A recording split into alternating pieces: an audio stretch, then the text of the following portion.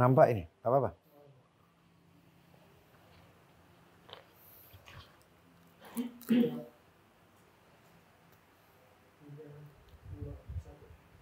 Assalamualaikum warahmatullahi wabarakatuh. Alhamdulillah. Alhamdulillahil azimil awhad. Al-bari'il fardis samad. Al-wahidil ahad. Lam yalid wa lam yulad wa lam yakul lahu kufuwan ahad. Asyhadu an la ilaha illallah wahdahu la syarikalah wa asyhadu anna sayyidana wa nabiyyana Muhammadan abduhu wa rasuluh wa nabiyyuhu wa safiyuhu wa khaliluh. Huwa an-nurul mubinu bihi tadaina. Huwa da'i ila aqwa sabili. Atana da'iyan bil haqqi yad'u ila al-islam bil qawli tsagili. Fabadara bil ijabati kullu 'abdin muti'in lil ilahi walir rasuli. Wa ankara kullu dhi baghyin wa kufrin wa a'rada kullu khattalin daluli. Fafazal muqbiluna bi kulli khairin wa uqbahum ila dhillid dhalili. Wa khabal mu'riduna fakana uqba ma'asihim ila al-khizyil wabili. Allahumma salli wa sallim wa barik ala sayyidina wa maulana Muhammad. Nuril anwar wa sirril asrar. Wa tiryakil aghyar wa miftahi babil yasar. Wa ala alihi al-athhar wa ashabihi al-akhyar adada ni'amillahi wa ifdalih. Amma ba'du, usikum wa iyaya bitaqwallah faqad fazal muttaqun. Ma'asyiral hadirin wal hadirat, ikhwanana, saudara-saudara semuanya yang hadir atau yang menyaksikan tayangan yang berkah ini, mudah-mudahan kita semuanya dipersatukan oleh Allah Subhanahu wa taala di dalam area rahmat dan ridhonya di dunia sampai nanti kelak di akhirat. Amin ya rabbal alamin. Alhamdulillah atas nikmat sehat walafiat, berjumpa kembali kita di dalam halaqah min ajli Rasulillah sallallahu alaihi wasallam. Demi Rasulullah sallallahu alaihi wasallam, untuk Rasulullah sallallahu alaihi wasallam, karena Rasulullah sallallahu alaihi wasallam. Dalam pembahasan sirah baginda Nabi Muhammad sallallahu alaihi wasallam, untuk kita lebih mengenal, untuk kita lebih mencinta, untuk kita lebih memuliakan sosok baginda Nabi Muhammad sallallahu alaihi wasallam yang kehidupan beliau adalah kehidupan terindah dari semua kehidupan makhluknya Allah Subhanahu wa taala. Masa beliau adalah masa yang termulia dalam pandangan Allah Subhanahu wa taala dari semua masa ketika ada di dunia ini. Sehingga Allah Subhanahu wa taala membuat sumpah dengan masa kehidupan Rasulullah sallallahu alaihi wasallam, la'amruka innahum lafi sakratihim ya'mahun. Demi umurmu wahai Nabi Muhammad. Sebagai bentuk sumpah, bahkan para ulama mengatakan, tidak pernah Allah Subhanahu wa taala bersumpah dengan kehidupan seorang nabi pun kecuali hidupnya dan umur baginda Nabi Muhammad sallallahu alaihi wasallam. Salawat dan salam yang teragung, yang termulia, mudah-mudahan selalu dihaturkan kepada beliau. Mudah-mudahan kita semuanya mendapatkan syafaat beliau, mendapat pandangan ridho dari beliau, mendapatkan keberkahan dari beliau. Dan insya Allah kita semuanya di dunia berharap kepada Allah Subhanahu wa taala, mudah-mudahan dikabulkan oleh Allah menjadi orang-orang yang bisa membahagiakan hati Rasulullah sallallahu alaihi wasallam, bisa berkhidmah kepada agama ini, dan sampai nanti di akhirat berada di dalam kedekatan dan syafaatnya beliau. Amin ya rabbal alamin. Tak terlupakan keluarga, sahabat dan semua pengikutnya ila yaumil qiyamah. Ikhwanana, sahabat-sahabat fillah yang dimuliakan oleh Allah Subhanahu wa taala. Pada halaqah yang lalu kita membahas akan persiapan-persiapan hijrah baginda Nabi Muhammad sallallahu alaihi wasallam bersama Sayyidina Abu Bakar As-Siddiq radhiyallahu anhu arda dari kota Mekah menuju kota Madinah. Yang sudah kita jelaskan bahwa para sahabat mayoritas dari sahabat muhajirin, orang-orang yang di kota Mekah, mereka sudah banyak yang pergi mendahului Rasulullah SAW karena diperintah oleh baginda Nabi Muhammad SAW. Yang kemudian yang akhir adalah Rasulullah SAW, dan yang tidak tinggal di kota Mekah kecuali mustad'afin, orang-orang yang memang tidak sanggup untuk keluar dari kota Mekah karena tertindas, karena tidak memiliki bekal dan lain sebagainya dari uzur-uzur yang sangat berat yang mereka alami. Yang akhirnya baginda Nabi Muhammad SAW telah kita sampaikan, setelah usaha dan juga musyawarah orang-orang kafir Quraisy sampai diputuskan untuk membunuh baginda Nabi Muhammad SAW dengan menyuruh beberapa puluh orang pemuda dari setiap suku di kota Mekah, yang mereka diberi pedang, yang diberi racun, dan mereka diperintahkan untuk memukul Rasulullah SAW dengan sekali pukulan yang menjadikan darah Rasulullah tercecer, tersebar di seluruh suku di kota Mekah, sehingga tidak memungkinkan kabilah suku Bani Hashim, Bani Muttalib untuk menuntut seluruh suku yang ujung-ujungnya besar kemungkinan kembali kepada tebusan harta. Maka hal itu tidaklah sesuatu hal yang menjadi berat bagi orang-orang kafir Quraisy saat itu.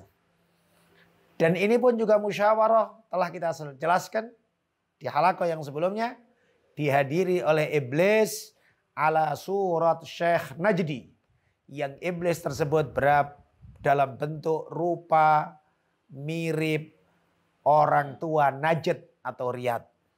Beberapa kejadian iblis menampakkan rupa dalam bentuk Syekh Najdi.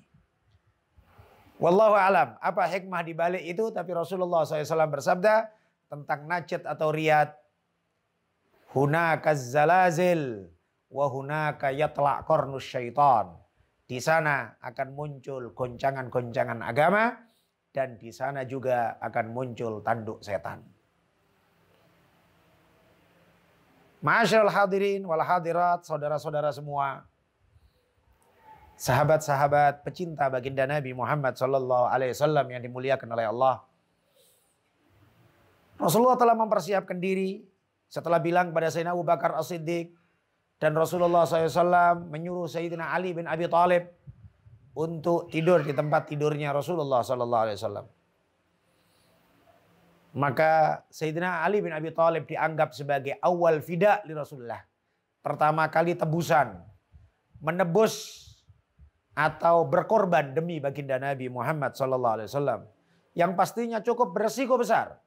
Sayyidina Ali bin Abi Thalib tidur di kamar Rasulullah, di tempat tidur Rasulullah, dengan selimut Rasulullah, yang besar kemungkinan dianggap oleh orang-orang kafir Quraisy sebagai Rasulullah dan bisa saja dibunuh oleh mereka. Namun dengan keteguhan hati, Sayyidina Ali bin Abi Thalib berkorban demi baginda Nabi Muhammad SAW dengan ketenangannya, dengan keikhlasannya demi baginda Nabi Muhammad SAW. Saat rumah Rasulullah SAW dikepung, Rasulullah SAW membacakan kepada mereka satu ayat dari surat Yasin, wa ja'alna min baini aydihim saddan wa min khalfihim saddan faghshaynahum fahum la yubsirun, yang akhirnya mereka tertidur semuanya. Dan sampai Rasulullah demikian tenangnya, Rasulullah keluar dari rumah, masih sempat-sempatnya Rasulullah SAW mengambil pasir dan diletakkan di kepala persatu dari anak-anak muda tersebut yang menunggu Rasulullah di luar rumahnya dengan pedang-pedang terhunus. Maka keluarlah Rasulullah menjemput Sayyidina Abu Bakar Siddiq, dan Rasulullah SAW masuk ke dalam Gua Dzur. Gua Dzur salah satu gua di pinggiran kota Mekah, yang mungkin orang yang umroh atau haji mengetahui gimana tingginya itu gunung. Cukup tinggi itu gunung. Bagi seseorang yang, mohon maaf, yang masih muda pun cukup ngos-ngosan. Untuk tenaga normalnya mayoritas orang Indonesia sangat berat, luar biasa. Bahkan dahulu Sayyidi Al-Habib Umar bin Muhammad bin Salim bin Hafid dengan kawan-kawan rombongan naik ke Gunung Dzur, ke Gua Dzur. Sempat istirahat 2 kali atau 3 kali. Kemudian setelah beberapa kali istirahat, sampailah di dalam gua tersebut, di Gua Dzur. setelah qasidah, setelah doa dan lain sebagainya, kemudian sambil istirahat, terucap dari salah satu kawan yang terdengar oleh Sayyidi Habib Umar. Kawan ini ngomong, bilang, rasanya demikian berat dan jauhnya perjalanan ini dan tingginya bukit. Ini adalah awal dan akhir. Ini awal dan akhir. Sayyidi Al-Habib Umar menoleh dan beliau mengatakan, engkau masih muda bilang ini awal dan akhir. Perhatikan gimana baginda Nabi Muhammad SAW dengan Sayyidina Abu Bakar As-Siddiq. Dan juga bagaimana putri Abu Bakar As-Siddiq, Sayyidah Asma, dalam keadaan hamil. Qil dikatakan hamilnya 7 bulan. Beliau naik 3 kali ke gunung tersebut untuk membawa makanan perbekalan Sayyidina Abu Bakar As-Siddiq dengan baginda Nabi Rasulullah SAW. Sosok perempuan hamil tua membawa bekal untuk baginda Nabi Muhammad SAW makannya dalam 1 hari. Dan ayahnya beliau sampai disebutkan beliau koyak selendang beliau 2 ikatan. Sehingga 1 untuk ngikat perutnya beliau supaya tidak sampai, mohon maaf, janin yang ada dalam perut kemudian sampai turun. Dan 1-nya lagi untuk ngikat makanan tersebut. Sehingga baginda Nabi Muhammad SAW menjulukin beliau dengan Zatun Nitoken, wanita yang memiliki 2 selendang. Putri Sayyidina Abu Bakar As-Siddiq, kakak Sayyidah Aisyah radhiyallahu anha wa ardhaha. Dan juga Sayyidina Abu Bakar As-Siddiq menyuruh putranya yang namanya Abdullah bin Abu Bakar untuk mendengar informasi-informasi dari orang-orang kafir Quraisy yang kemudian menyuruhnya untuk malam hari berangkat. Malam hari berangkat ke sana dan memberikan kabar apa yang dibicarakan dan juga kabar-kabar terbaru dari apa yang beredar di kalangan kafir-kafir Quraisy. Dan Sayyidina Abu Bakar juga menyuruh budaknya Amir bin Fuhairah untuk menggembalakan kambing yang sekiranya langkah-langkah menuju ke bukit Gua Thur tersebut tertutup dengan kambing-kambing. Sehingga disering-seringkan kambing-kambing dilewatkan di sekitar di bawah pohon, di bawah bukit tersebut. Sehingga tidak ada nampak jejak-jejak langkah yang sekiranya mengarah kepada bukit tersebut. Semuanya telah diperhitungkan oleh Sayyidina Abu Bakar As-Siddiq.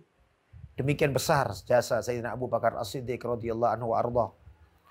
Dan bahkan dalam sebuah riwayat cintanya Sayyidina Abu Bakar As-Siddiq radhiyallahu anhu wa ardhah kepada Rasulullah, saat sudah sampai di Gua Thur, Sayyidina Abu Bakar Siddiq melarang Rasulullah untuk masuk terlebih dahulu ke dalam gua. Sayyidina Abu Bakar As-Siddiq minta kepada Rasulullah, aku dulu ya Rasulullah yang masuk. Aku perhatikan takut-takut di dalamnya ada hewan-hewan melata. Ada hewan-hewan yang membahayakan. Dan juga aku bersihkan dalamnya gua ya Rasulullah. Diperkenankan oleh Rasulullah sehingga beberapa lubang-lubang ditutup oleh Sayyidina Abu Bakar dengan serbannya. Ditutup sama sebagian sarungnya. Ditutup sama sebagian dan lain sebagainya. Sehingga disebutkan semuanya setelah selesai semuanya tertutup lubang-lubang. Tinggal 1 lubang sudah tidak ada lagi pakaian. Sayyidina Abu Bakar berpikir nanti ku tutup dengan kakiku saja. Kemudian Rasulullah dipersilahkan untuk tidur. Dipersilahkan untuk masuk ke dalam gua. Masuklah Rasulullah. Istirahat Rasulullah SAW dalam gua tersebut di pangkuan Sayyidina Abu Bakar Siddiq. Saat Sayyidina Abu Bakar Siddiq menutup salah satu dari lubang di dalam gua tersebut, ada ular yang mematok kaki Sayyidina Abu Bakar Siddiq. Bisa kita bayangkan gimana kalau dipatok ular. Ya Allah, kita digigit nyamuk saja, kita nggak sanggup untuk menahannya barang 1 menit atau 2 menit. Kita harus garuk. Itu masih nyamuk. Kalau kita gatal dikit, dengan nyamuk kah, dengan semut kah, digigit semut pun, kita nggak tahan untuk nggak kita garuk. Bagaimana dengan ular yang berbisa? Sayyidina Abu Bakar As-Siddiq menahan luar biasa. Ditahan dan Sayyidina Abu Bakar Siddiq tidak bergerak. karena takut Rasulullah SAW yang tidur di kaki Sayyidina Abu Bakar As-Siddiq terbangun. Sayyidina Abu Bakar memahami gimana capeknya Rasulullah SAW. Sehingga beliau berkorban, ditahan-tahannya sampai karena demikian beratnya rasa sakit sampai akhirnya menetes air mata dari Sayyidina Abu Bakar As-Siddiq radhiyallahu anhu warḍah. Menetes air mata. Rasulullah SAW terbangun. Yang akhirnya, mahadha ya Abu Bakar. Apa yang terjadi wahai Abu Bakar? Sayyidina Abu Bakar mengisyaratkan kakinya digigit ular. Dikeluarkanlah ular tersebut. Kemudian luka yang ada di kaki Sayyidina Abu Bakar As-Siddiq diludahin oleh Rasulullah SAW dan sembuh seketika pada waktu itu. Di antara mukjizat baginda Nabi Muhammad SAW yang mukjizat Rasulullah sangatlah banyak. Ya, bahkan sebagian ulama menyebut mukjizat yang terjadi pada zaman Rasulullah tidak kurang dari 2.300 mukjizat. Demikian banyak. Iya, demikian banyak. Ini kita tidak membahas dalam hukum tauhid yang disebut karamatul aulia tu'tabar mukjizat li nabiyihim. Keramatnya para aulia dianggap sebagai mukjizat nabinya. Kalau ini dihitung, maka jutaan mukjizatnya Rasulullah SAW. Berapa wali sepanjang zaman. Namun ketika Rasulullah masih hidup, ambil contoh ringan yang dalam urusan air ludah baginda Nabi Muhammad SAW. Berapa banyak riwayat sahabat yang sembuh sebab air ludah baginda Nabi Muhammad. Sayyidina Qatadah yang matanya keluar dalam sebuah peperangan karena kena panah dibalikkan oleh baginda Nabi Muhammad SAW. Mata Sayyidina Ali bin Abi Thalib ketika di perang Khaybar sakit parah, demikian juga diludahin oleh Rasulullah SAW sembuh. Sayyidina Utbah bin Farqad As-Sulami, beliau yang sakit cacar waktu kecilnya, kemudian diusap oleh Rasulullah dengan air ludah Rasulullah SAW, langsung sembuh dan bahkan tubuhnya wangi sampai tua pun keluar bau wangi. Hadis masyhur di dalam kitab Syama'il Imam Tirmidzi. Dan demikian juga Sayyidina Abu Bakar As-Siddiq radhiyallahu anhu arda, yang kakinya beliau diludahin oleh Rasulullah maka sembuh total dari bisa ular tersebut. Demikian luar biasa jasa Sayyidina Abu Bakar As-Siddiq. Dan selama 3 malam bersama Rasulullah SAW di Gua Thawr. Sehingga pernah suatu saat Sayyidina Umar bin Khattab radhiyallahu anhu wa ardah, khalifah Rasulullah yang adil, Amirul Mukminin, khalifah kedua, dipuji oleh sebagian sahabat karena keberhasilan beliau dalam memimpin. Karena banyaknya futuhat, penaklukan-penaklukan untuk umat Islam di masanya Sayyidina Umar bin Khattab. Keadilan yang merata bagi seluruh rakyat di seluruh negeri. Luar biasa. Beliau dipuji oleh sebagian sahabat. Sayyidina Umar bin Khattab mengatakan, Lailah wahidah min Abi Bakr As-Siddiq khairun min Umar wa mali Umar. Au kama qala. Satu malam yang dimiliki oleh Abu Bakar As-Siddiq lebih utama daripada Umar dan semua yang dimiliki oleh Umar. Satu malam itu maksud Sayyidina Umar adalah di antara malam-malam Gua Thawr yang Sayyidina Abu Bakar As-Siddiq hanya berdua saja bersama baginda Nabi Muhammad sallallahu alaihi wasallam, dan Allah juga menyatakan tsaniyatnain, yang kedua dari 2 orang. Allah Subhanahu wa taala menyebut dalam Al-Qur'an, yang ayat ini para ulama mengatakan Allah Subhanahu wa taala mengancam seluruh manusia.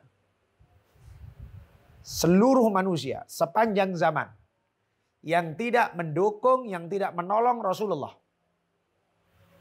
Allah menyatakan dalam Al-Quran, Illa tansuruhu faqad nasarahullah.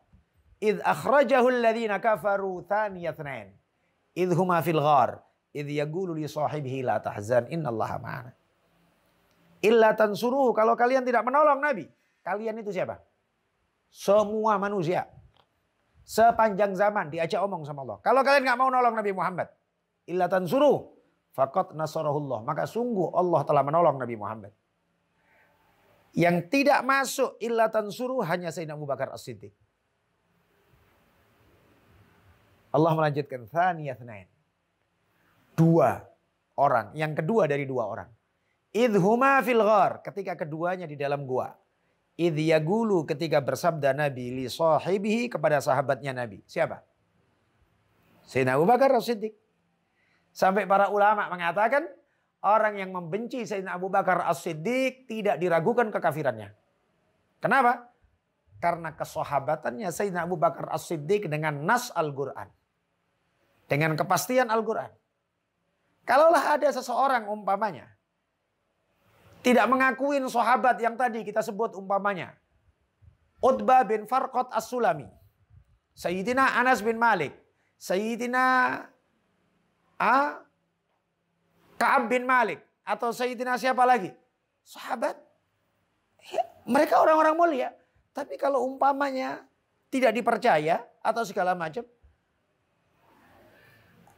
puncak dari pembahasan para ulama bahwa mereka fasik. Kenapa? Karena kepastian mereka menjadi sahabat itu adalah dalam sejarah. Bukan kepastian dalam nas Al-Quran. Berbeda dengan Sayyidina Abu Bakar As-Siddiq radhiyallahu anhu wa arda, yang disebut oleh Allah Subhanahu wa taala dalam Al-Quran. Kesahabatannya Sayyidina Abu Bakar As-Siddiq oleh Allah Subhanahu wa taala. Di sini masyaallah hadirin wal hadirat ikhwanana yang dimuliakan oleh Allah Subhanahu wa taala. Kejadian hijrah ini luar biasa, penuh dengan hikmah-hikmah yang sangat besar. Dan di antara hikmah yang besar dalam hijrah ini adalah bagaimana usaha orang-orang kafir Quraisy untuk memadamkan cahaya agama ini. Gimana usaha mereka untuk membunuh Nabi Muhammad. Dengan cara yang sudah kita sebutkan tadi, musyawarah di Darun Nadwah. Digerakkan beberapa puluh anak-anak muda, disiapkan dengan pedang-pedang yang beracun.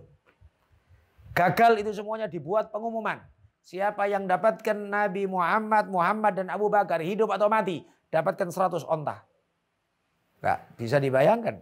Serius sekali ini orang. Bikin sayembara. Disebar ke seluruhnya. Dan bahkan sampai disebutkan beberapa orang kafir Quraisy sampai di depan pintu Gua Dzur. Mereka membawa pencari jejak. Sampai di depan goa. Dan bahkan si pencari jejak tersebut berkata dengan pasti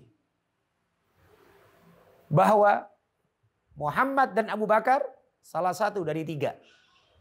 1, naik ke atas langit seperti Nabi Isa diangkat oleh Allah ke langit. 2, amblas dalam bumi seperti korun. 3, masuk dalam gua. Tinggal nengok saja, bahkan Sayyidina Abu Bakar As-Siddiq sempat melihat kakinya mereka. Dan Sayyidina Abu Bakar As-Siddiq menangis. Sempat-sempatnya Rasulullah masih tanya sama Sayyidina Abu Bakar di dalam gua. Mayubkiki Abu Bakar. Apa yang menjawab engkau menangis Abu Bakar? Sayyidina Abu Bakar menjawab, ya Rasulullah, lau nadaru ila mawadi agdamihim lara'auna. Kalau mereka melihat bahwa kakinya mereka ya Rasulullah, mereka akan melihat kami ya Rasulullah. Melihat kita ya Rasulullah. Ya Rasulullah, in mutu fa ana ibnu Abi Quhafah. Kalau aku mati ya Rasulullah, aku adalah anak ibn Abi Quhafah. Tapi yang aku pikir engkau ya Rasulullah. Tapi bagaimana ketenangan baginda Nabi Muhammad SAW. Tenang, luar biasa. Tumaknina hati yang luar biasa.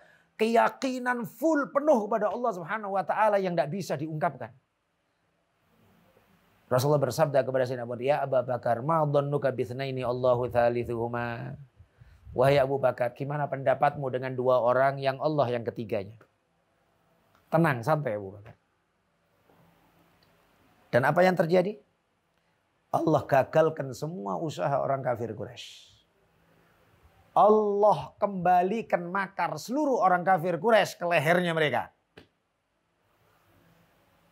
Hanya dengan burung dara, burung merpati, dan laba-laba. Selesai.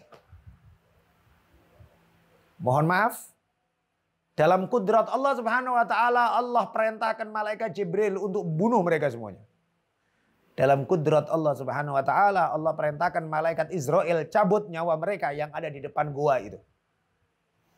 Dalam kudrat Allah Subhanahu wa taala, Allah bisa perintahkan malaikat Mikail untuk nyambar petir mereka semuanya. Bisa. Namun Allah tidak lakukan itu semuanya. Allah hanya ngirim laba-laba sama burung merpati. Selesai masalah. Seakan-akan Allah Subhanahu wa taala mentertawakan siapapun yang ingin merongrong dan merusak agama ini dengan cara kalian apapun, agama ini dijaga oleh Allah Subhanahu wa taala, maka yakinlah al-Islamu ya'lu wa la yu'la alaih. Islam itu pasti tinggi dan tidak akan ada yang lebih tinggi daripada Islam. Islam pasti menang. Islam pasti akan terjaga dengan jaminan Allah Subhanahu wa taala. Namun permasalahannya, kita memberikan andil atau enggak? Kita ikut memberikan saham atau enggak? Atau kita tidur saja? Atau kita terlelap saja? Atau kita tetap dalam kelalaian kita saja? Kita rugi, Tuhan. Maka kesempatan diberikan oleh Allah Subhanahu wa taala untuk masa kita. Semuanya kita berusahalah untuk bisa memberikan andil dan saham yang terbaik untuk agama ini. Bagaimana kita memakmurkan masjid, bagaimana kita memakmurkan majelis ta'lim, gimana kita menghidupkan ilmu-ilmu dan halakoh-halakoh, gimana kita bisa membantu pesantren, gimana kita bisa membantu dakwah dengan cara yang bisa kita lakukan. Mudah-mudahan penjelasan-penjelasan sejarah ini bisa menambah kekuatan iman kita kepada Allah Subhanahu wa taala dan insya Allah menjadikan kita semuanya tambah bersemangat untuk khidmah kepada agama ini dan untuk menggali lebih dalam lagi sirah, sejarah hidup baginda Nabi Muhammad sallallahu alaihi wasallam. Insya Allah sehat walafiat selalu insya Allah. Dan kita jumpa lagi tetap di halaqah min ajli Rasulillah sallallahu alaihi wasallam. Mudah-mudahan semuanya dalam lindungan Allah Subhanahu wa taala, bertambah hidayah dan taufik dari Allah Subhanahu wa taala. Amin ya rabbal alamin. Hadanallahu wa iyyakum ajmain wal afu minkum. Assalamualaikum warahmatullahi wabarakatuh.